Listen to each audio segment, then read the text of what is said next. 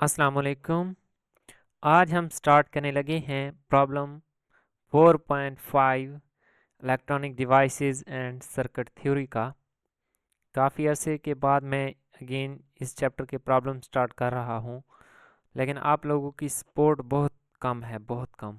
तो आप लोगों से रिक्वेस्ट है कि मुझे सपोर्ट करें, सब्सक्राइब करें, लाइक कर दिया करें और अपने दोस्तों के साथ शेयर भी कर दिया करें अगर वीडियो अच्छी लगे तो चलो स्टार्ट करते हैं आज ये प्रॉब्लम।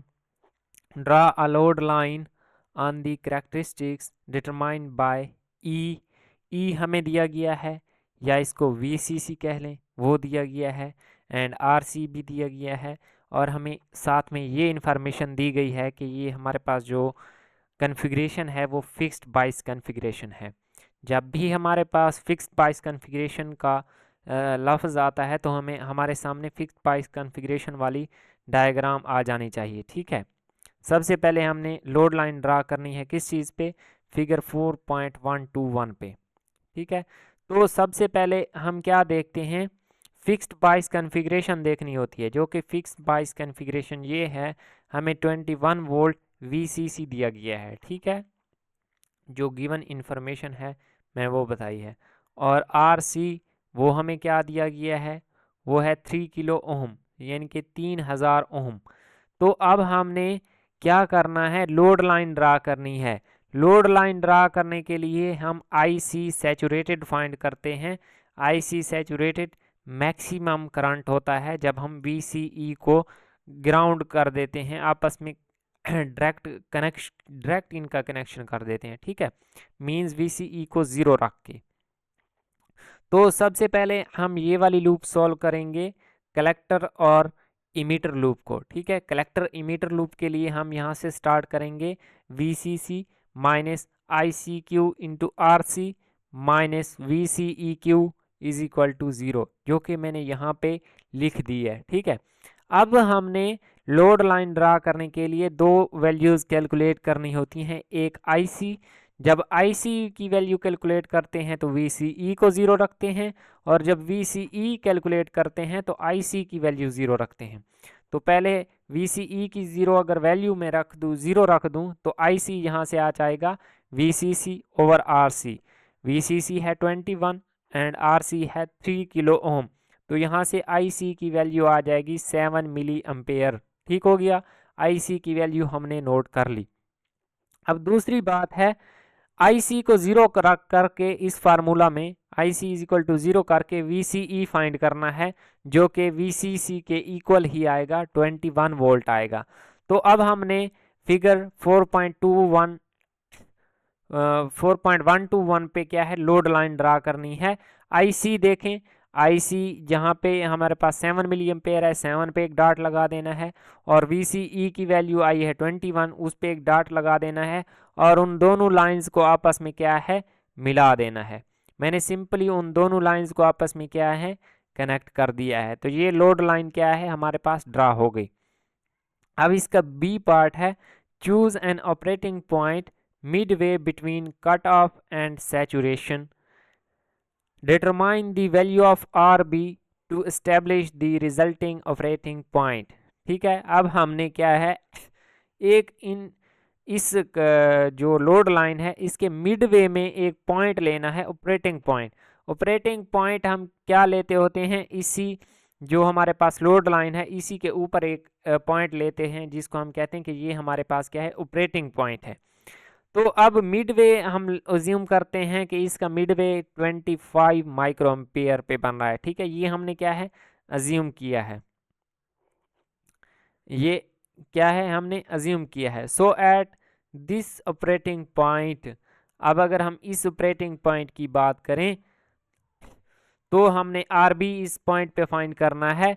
आरबी फाइंड करने के लिए हमें क्या है, जो ये वाली लूप है बेस इमीटर, ये लूप सॉल्व करनी पड़ेगी। VCC minus I B R B minus V B E is equal to zero. यहाँ से मैं क्या लिख सकता हूँ, VCC minus V B E minus I B R B था, तो मैंने आर बी यहाँ से निकाल लिया है, VCC minus V B E over I B. ठीक है, तो यहाँ से हमारे पास क्या है, आर बी की वैल्यू आ जाएगी 812 किलो ओम, ठीक है, 812 किलो ओम, ठीक हो गया। आई बी की वैल्यू हमने क्या है, ये उस लोड लाइन से देखी है। अब इसका सी पार्ट है प्रॉब्लम का, व्हाट आर दी, मैं इसको थोड़ा जूम कर देता हूं, what are the resulting values of I C Q and V C E Q. अब हमने दो चीजें ये बतानी है। तो आई सी क्यू, अब हमने ऑपरेटिंग पॉइंट कहाँ पे लिया है, मैं आपको यहाँ से दिखा देता हूँ। ये देखें, अब हमने क्या है, ऑपरेटिंग पॉइंट लिया है फॉर एग्जांपल 25 माइक्रोएम्पेयर, तो इसको हमने यहाँ पे एक डॉट लगा देना है, और मैंने इसको काफ़ी बड़ा कर दिया है ताकि आप लोगों को शो हो सके। अब देखें, हमने यहाँ से आई सी क्यू की वैल्यू देखनी है, यहाँ से देखें, इसको डायरेक्ट वर्टिकल लाइन के साथ मिला देना है, जहाँ पे ये वर्टिकल लाइन मीन्स ये आई सी दिया गया है।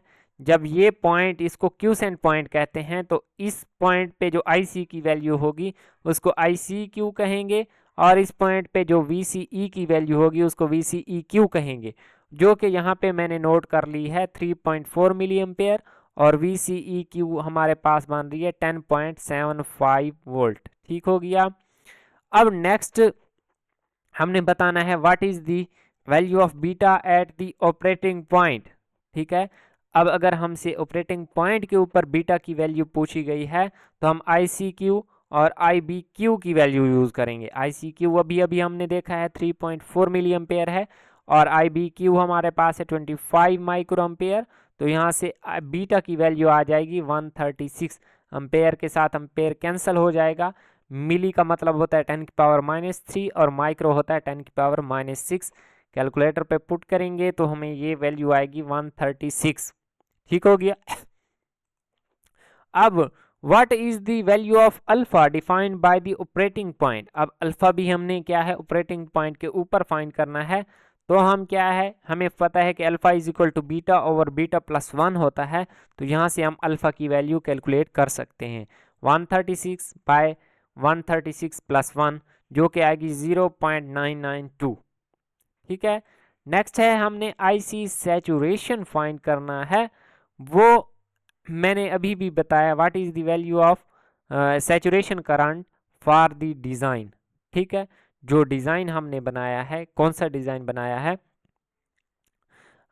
जो यहाँ से अभी अभी हमने क्या है, ये लाइन ड्रा की है। ये लाइन कहाँ पे ड्रा की है, ये देखें, आईसी सैचुरेशन होता है मैक्सिमम करंट। अब देखें इस लोड लाइन पे क्या है, ये 7 मिली एम्पेयर जो अभी अभी हमने फाइंड किया, यही तो है सैचुरेशन करंट, ठीक है। तो ये सैचुरेशन करंट है। मैक्सिमम करंट को क्या है, मैक्सिमम कलेक्टर करंट को हम सैचुरेशन करंट कहते हैं, और ये V C E is equal to 0 पे होता है, ठीक है। तो ये हमने यहाँ से फाइंड कर लिया, मैंने साथ में मेंशन भी कर दिया है कि सैचुरेशन करंट कौन सा करंट होता है, मैक्सिमम कलेक्टर करंट को हम क्या है, सैचुरेशन आईसी सैचुरेशन करंट कहते हैं, ठीक है। अब 8 जी में हमने क्या find, sketch the resulting fixed बाइस कॉन्फ़िगरेशन। अब हमने फिक्स्ड बाइस कॉन्फ़िगरेशन को ड्रा भी करना था, जो कि मैंने यहाँ पे ड्रा कर दी है। अब इसमें ये 21 वोल्ट है, ये आरसी हमें दिया गया है, तो ये 3K था, ठीक है। यहाँ पे मेरे पास क्या है, वो लिखने के लिए माउस ही है जो कि सही नहीं लिख पाता, 3K है। आर बी हमने क्या है फाइंड किया है 812 किलो ओम, वो भी आपने यहाँ पे मेंशन कर देना है, और ये चीज़ें हमने यहाँ तक क्या है फाइंड कर ली। अब आगे देखते हैं, अब है what is the DC power dissipated by the device at operating point. अब हमने ऑपरेटिंग पॉइंट के ऊपर पावर बतानी है एच में, तो ऑपरेटिंग पॉइंट के लिए हम क्या है, वी सी ई क्यू और आई सी क्यू यूज करेंगे। P is equal to I V होता है, ठीक है, पावर का फार्मूला। तो ऑपरेटिंग पॉइंट पे हमने क्या है, वी सी ई क्यू लेंगे और आई सी क्यू लेंगे ऑपरेटिंग पॉइंट के लिए। तो इनकी वैल्यूज यहाँ पे क्या है जब इंसर्ट करेंगे तो हमारे पास पावर आ जाएगी, पावर का यूनिट वाट होता है, तो ये 36.55 मिली वाट आ जाएगी, ठीक है। अब नेक्स्ट है हमारे पास what is the power supplied by VCC. अब हमने power supplied by VCC find करनी है, तो इसके लिए हमारे पास जो करंट है, टोटल करंट हमने ऐड कर देना है।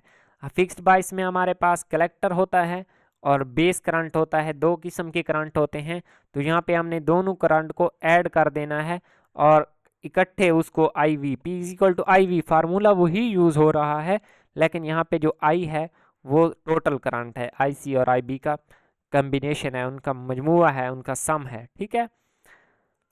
And J is equal to determine the power dissipated by the resistive elements by taking the difference between the results of part H and I, ठीक है।